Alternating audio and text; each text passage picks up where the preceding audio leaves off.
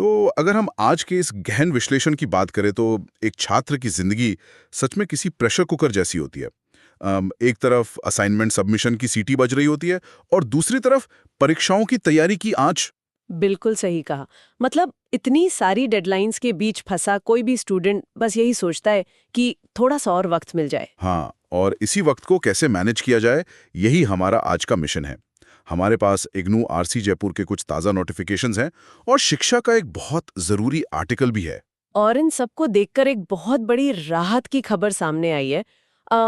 इग्नू ने जून 2026 term and exams के लिए असाइनमेंट जमा करने की जो आखिरी तारीख थी ना, वो बढ़ा दी है। अरे वाह!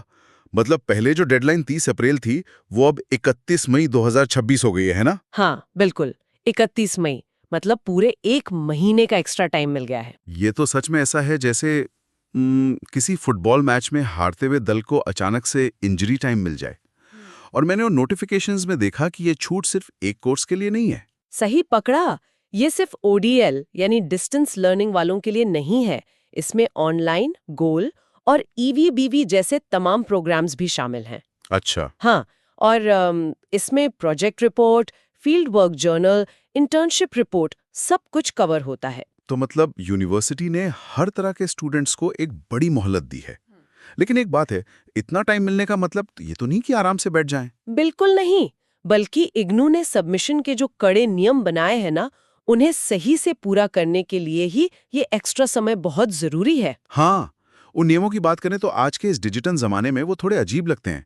मतलब शिक्षा के आर्टिकल में साफ लिखा है कि असाइनमेंट टाइप नहीं करने हैं। हाँ, उन्हें हाथ से ही लिखना है। वही तो, नीले या काले पेन से सब कुछ हाथ से लिखना है। फिर हैंडराइटिंग भी साफ होनी चाहिए और उसके बाद उसे स्कैन करके गूगल फॉर्म पर अपलोड करना है। मैं समझ सकती हूँ कि ये अजीब लगता है। जब सारी पढ़ाई ऑनलाइन हो रही है तो असाइनमेंट हाथ से लिखने की इतनी जिद क्यों?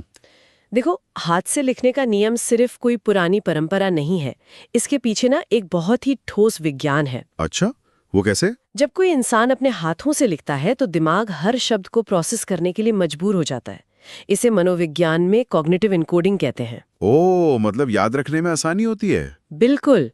कीबोर्ड पे टाइप करते समय उंगलियां तो मशीन की तरह चलती हैं, लेकिन जब पेन से लिखते हैं तो एक मसल मेमोरी बनती है जो जानकारी को सीधा लॉन्ग टर्म मेमोरी में भेज देती है। वाह, ये तो मैंने सोचा ही नहीं था। हाँ, तो इस तरह असाइनमेंट लिखना सिर्फ एक काम नहीं रह जाता, वो आने वाली परीक्षाओं की तैयारी का एक बेहद अहम हिस्सा बन जाता है। ये लॉजिक तो बहुत सही है। मतलब लिखने से कॉन्सेप्ट्स दिमाग में छप जाते हैं और एग्जाम के लिए आधी तैयारी तो वैसी हो जाती है। एकदम सही बात है। लेकिन सबमिशन के बाद की एक शर्त मुझे थोड़ी अटपटी लगी।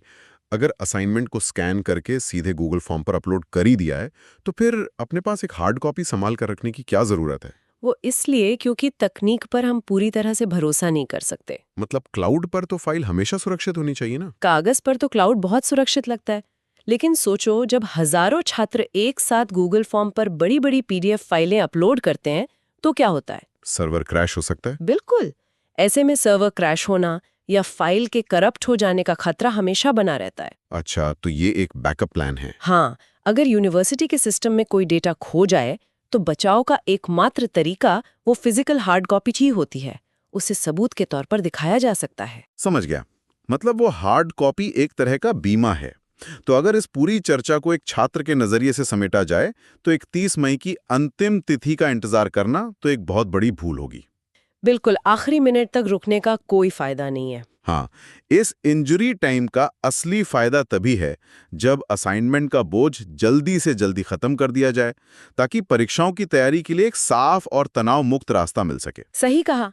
समय का सबसे अच्छा उपयोग तभी होता है जब उसे एक सही रणनीति के साथ इस्तेमाल किया जाए। असाइनमेंट जल्दी निपटाने से फोकस पूरी तरह से एग्जाम पर शिफ्ट हो जाता है। और वही एक अच्छे रिजल्ट की पहली सीढ़ी है। एकदम सही। लेकिन चलते चलते एक सोचने वाली बात भी है।